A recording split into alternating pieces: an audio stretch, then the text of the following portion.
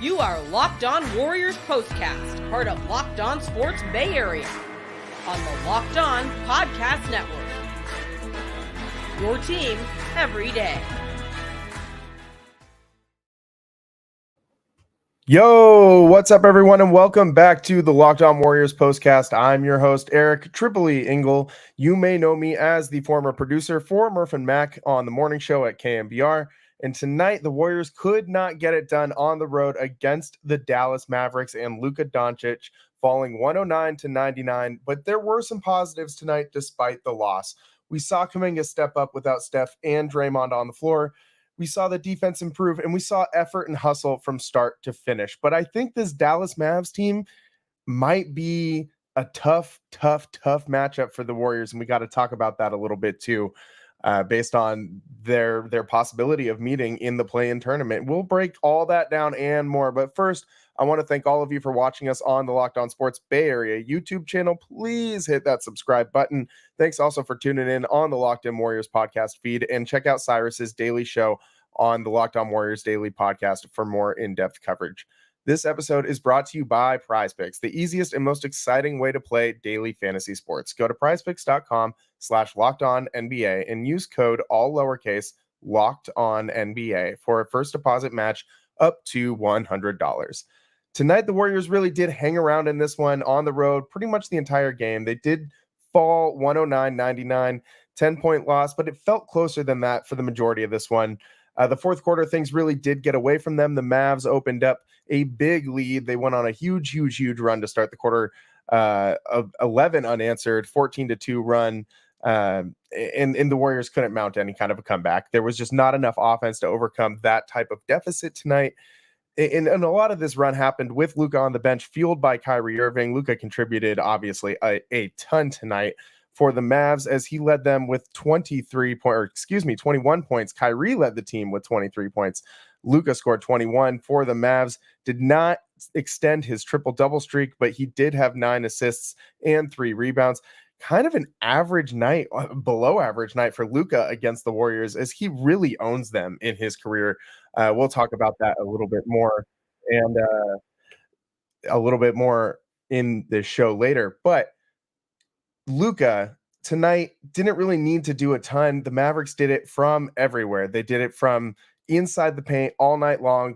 Their size was just too much for the Warriors to overcome. Gafford was a huge trade deadline pickup for the Mavericks. Came over from Washington, was kind of having a really nice season over there, but it was Washington, so nobody was really paying attention. And he's on the verge of actually breaking a Wilt Chamberlain record of consecutive field goals made. Wilt's got 35 consecutive field goals made as the NBA record. Gafford is at 33 now after tonight. He had 5 makes tonight on 5 attempts. So he's just 2 consecutive field goals behind Wilt. Anytime that you're approaching Wilt Chamberlain numbers for anything in today's day and age, that's absolutely amazing and worth noting. Gafford also had 7 blocks tonight on his own. The Mavs had 13. It was a lot. Some of those blocks I think should have been goaltending. There was one that was really bad where you heard the hot mic pick up on Steve Kerr telling the official, that was an easy call. You missed that. That was an easy call. You missed it, but it's an easy call. You shouldn't miss that call. And that was pretty funny. But, you can't really expect the Warriors to win games like tonight. Without Steph, without Draymond on the road against a playoff team, it was nice to see them compete. But in games like this, you just want to see them have Stephen Curry on the floor. It's as simple as that. You want to see games at the end of the season that matter. You want to see your important players in them. You want to see your star players in those games. It was really good tonight to see John Kuminga step up the way he did. He led the Warriors all night long on offense. He had 27.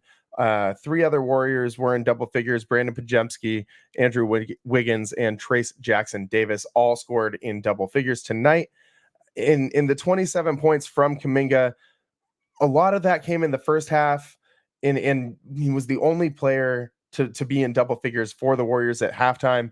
Without him, they would have been completely dead in the water. He did have 6 turnovers. The Warriors ended with 15 turnovers, 1 less than the Mavericks, who had 16.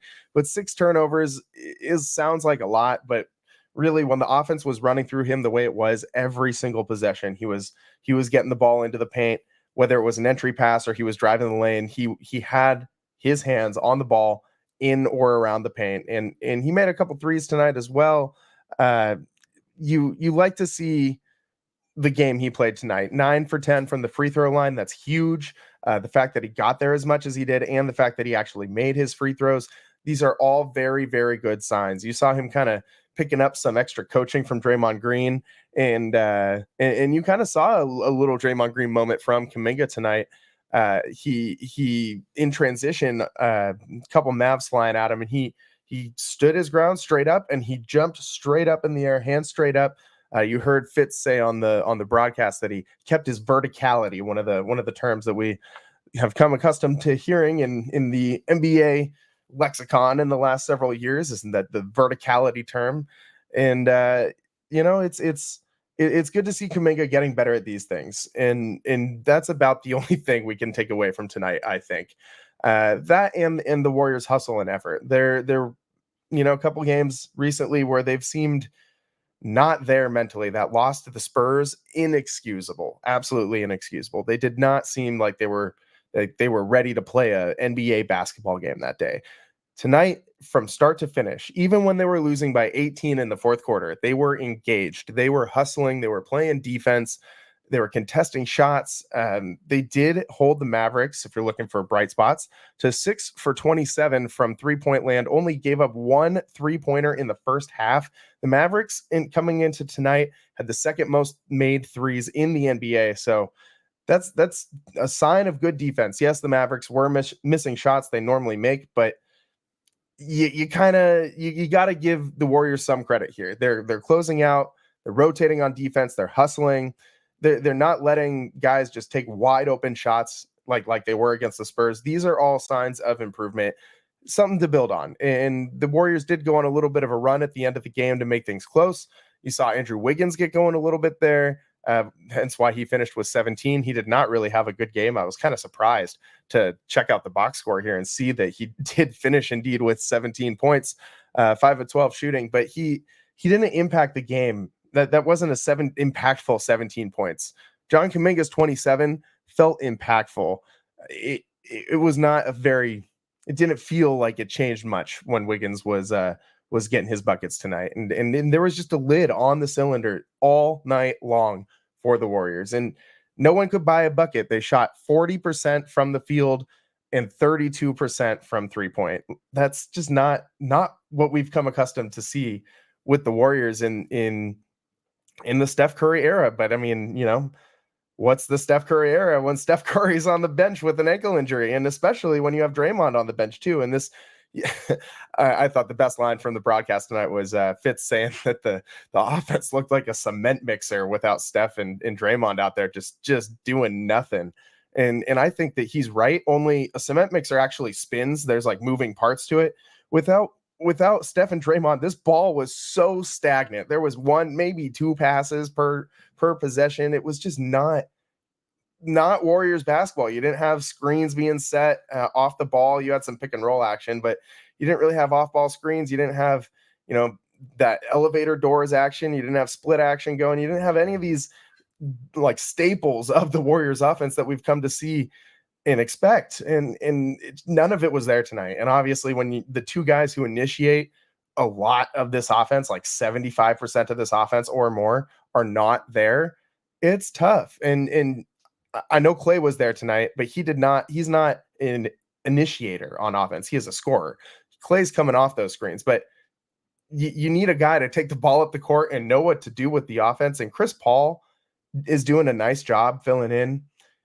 At this point in his career, I think it's a lot to ask from him to be able to carry the Warriors in a similar way that Steph does. And I know Steph's about to turn 36 tomorrow. Happy early birthday, Steph Wardell Curry, from all of us in Dub Nation. But Chris Paul has had to deal with a lot of injuries in his career. He's got a ton of mileage on his body. He's a lot more broken down than Steph is at this point in their careers, respectively. And it's a lot to ask from CP3 to kind of run the offense the way that, Draymond and Steph do. he also doesn't have Draymond out there to help him like Steph does when Steph's initiating the offense. And Draymond does initiate a ton of offense. If you checked out the Draymond Green podcast, he had Isaiah Thomas on, the OG Isaiah Thomas, and he was talking about Isaiah Thomas basically said he felt like Draymond Green was the point guard for the Warriors. And I kind of agree with him. He's the guy who brings the ball up court. He's the guy who's pointing out where to go, where to set screens. He's commanding the offense. He's the floor general out there, and that's kind of the point guard position. But you don't have either of those guys. This offense isn't going to move. This offense is going to be a lot of, set a screen for Chris Paul, like high pick and roll with Trace Jackson Davis, and drive and maybe find an open shooter after the defense comes over on to help on rotation, and John Kuminga just getting the ball in isolation moments. And that's kind of your whole offense without Steph, without Draymond. And there were the bench didn't really contribute a ton tonight. You would hope that you would get more from Brandon Podziemski. He was 4 of 12 from the field, finished with 11 points, 5 rebounds, 5 assists. Still an okay night, but just not what you've come to expect from guys like AirPods. He, didn't have a very efficient night. Trace Jackson Davis, we do got to point out, he had another 10 points, 9 rebounds in 5 of 9 from the floor, 25 minutes. Got the start tonight with Klay Thompson, Chris Paul, Andrew Wiggins, and John Kuminga. But TJD is solidifying himself really in these last couple of weeks as a dependable big in this league for the Warriors. I think the sky's kind of the limit for this guy right now. I mean, he could leap out of the damn building. He's throwing down alley-oops all the time. He's really, really good on defense. Tonight, he was a little overpowered in the interior. The Mavs are just really big down there, especially with Gafford now that they picked him up at the trade deadline. And Lively is another rookie for the Mavs over there, another big center. They have their own version of TJD, and he had 8 rebounds and 12 points as well. He saw some big dunks from Lively, 20 minutes played. He's been really solid for them all season long, and so is Daniel Gafford. We'll get into why the Mavs pose I think a big threat to the Warriors a little bit on the other side. I also want to talk a little bit of Dario Saric. It's time we address this. Stick with us on Locked On Warriors Postcast. I'm your host, Eric Engel. You might know me as Triple E from the Murph and Mac Show on KMBR. And we'll be right back.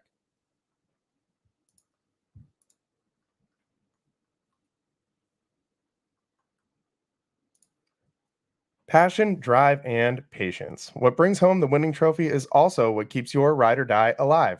eBay Motors has everything you need to maintain your vehicle and level it up to peak performance. From superchargers, roof racks, exhaust kits, LED headlights, and more, whatever you're into, speed, power, or style, eBay Motors has got you covered.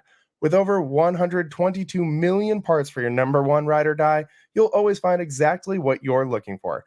And with eBay Guaranteed Fit, your part is guaranteed to fit your ride every time or your money back. Because with eBay Motors, you're burning rubber, not cash. With all the parts you need at the prices you want, it's easy to turn your car into the MVP and bring home that win. Keep your ride or die alive at ebaymotors.com. Eligible items only. Exclusions apply. eBay Motors Guaranteed Fit only available to U.S. customers.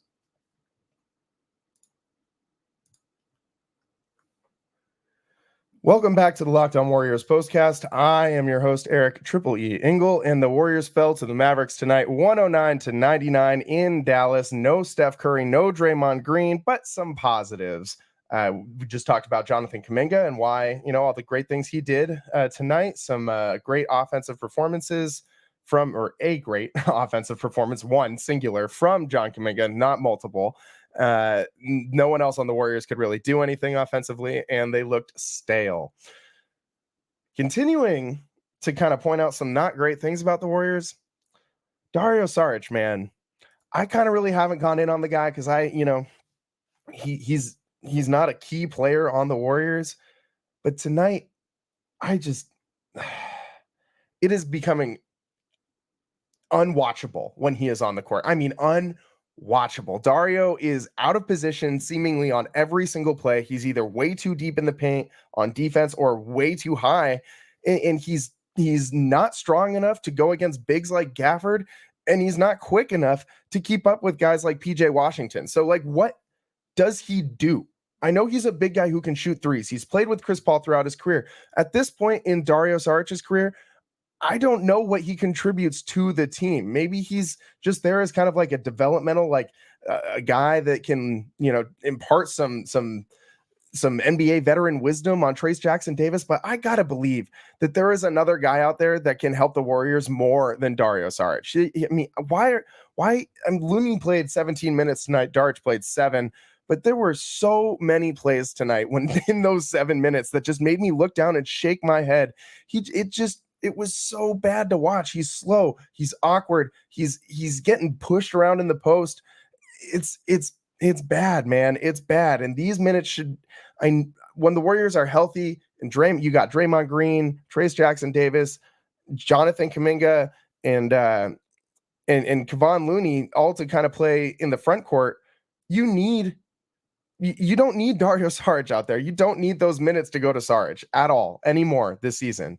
And I think that's a big reason why Kerr is probably trying to extend the Trayce Jackson-Davis minutes. But you saw tonight in the second quarter, immediately the Mavericks attacked Dario as soon as he subbed into the game.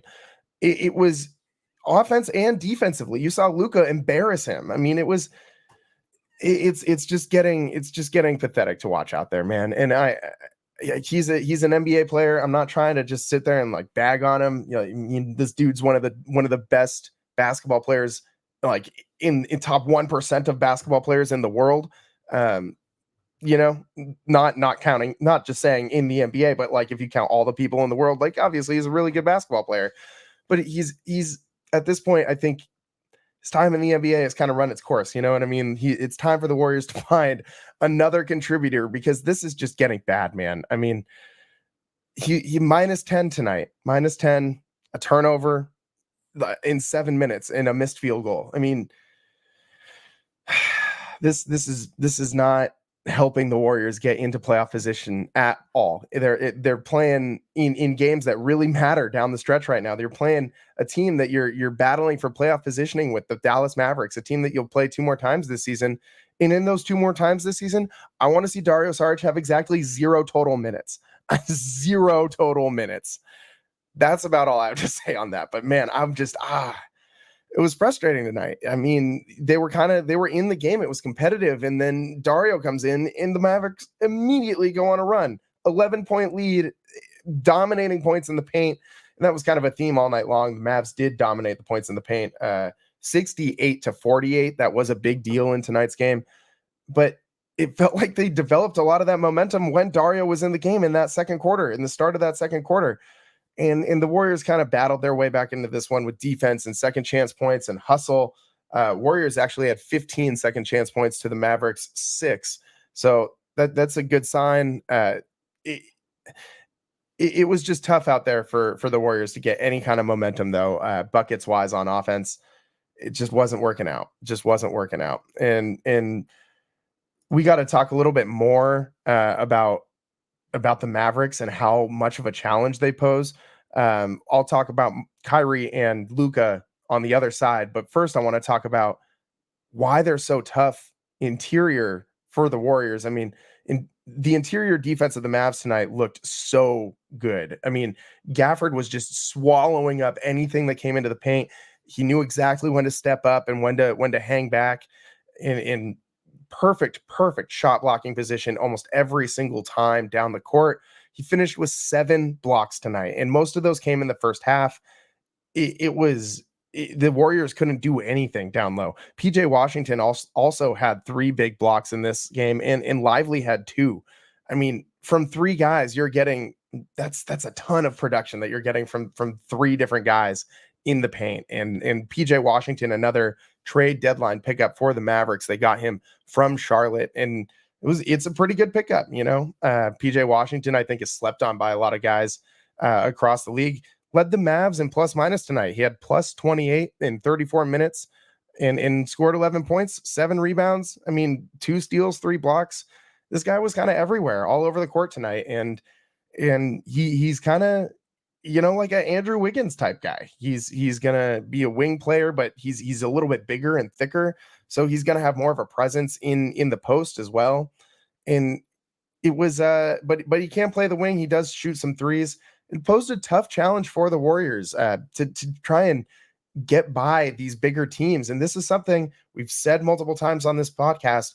They're gonna play a lot of teams that have really good bigs in the playoffs. Rudy Gobert, Chet Holmgren, Nikola Jokic, and now you can add PJ Washington and Daniel Gafford to the list as well. And it's going to be tough for the Warriors to be able to overcome games against teams like this. Yes, it will be better when Draymond Green is back.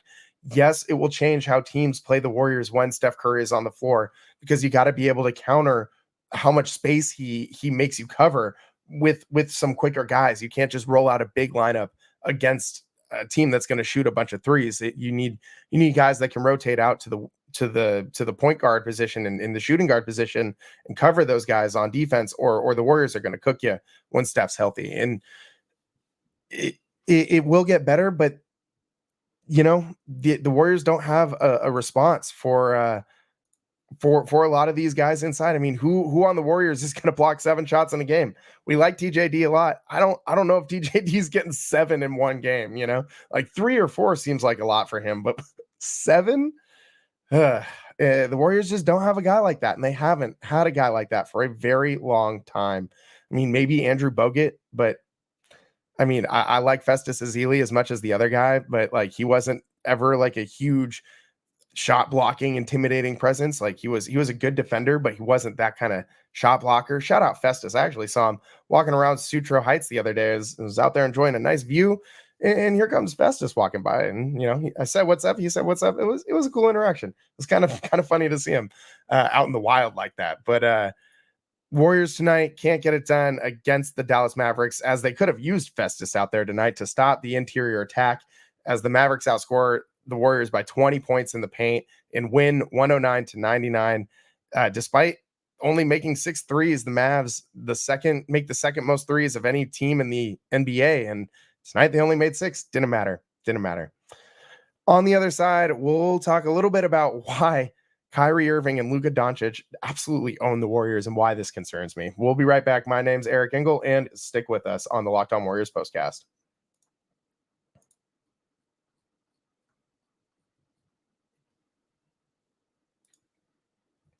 Today's episode of Locked On Sports Bay Area is brought to you by PrizePicks. PrizePicks is America's #1 fantasy sports app with over 3 million members. PrizePicks is the easiest and most exciting way to play daily fantasy sports. It's just you against the numbers. You pick more than or less than on 2 to 6 player stat projections and watch the winnings roll in. Demons and Goblins are the newest and most exciting way to play at PrizePicks. Squares marked with red demons or green goblins get you different payouts. You can now win up to 100 times your money with as little as 4 correct picks. PrizePicks is really simple to play. I can make my picks and submit my entry in less than 60 seconds. Go to prizepicks.com/LockedOnNBA and use code LockedOnNBA for a first deposit match up to $100. Again, go to prizepicks.com/LockedOnNBA and use code LockedOnNBA for a first deposit match up to $100. It's PrizePicks. Pick more, pick less. It's that easy. And Locked On Sports Bay Area is also brought to you by Robinhood. Did you know that even if you have a 401k for retirement, you can still have an IRA? Robinhood has the only IRA that gives you a 3% boost on every dollar you contribute when you subscribe to Robinhood Gold. But get this, now through April 30th, Robinhood is even boosting every single dollar you transfer in from other retirement accounts with a 3% match. That's right, no cap on the 3% match. Robinhood Gold gets you the most for your retirement thanks to their IRA with a 3% match. This offer is good through April 30. Get started at robinhood.com/boost. Subscription fees apply. And now for some legal info. Claim as of Q1 2024, validated by Radius Global Market Research. Investing involves risk, including loss. Limitations apply to IRAs and 401ks. 3% match requires Robinhood Gold for 1 year. From the date of first 3% match, must keep Robinhood IRA for 5 years. The 3% matching on transfers is subject to specific terms and conditions. Robinhood IRA available to U.S. customers in good standing. Robinhood Financial LLC is a registered broker-dealer.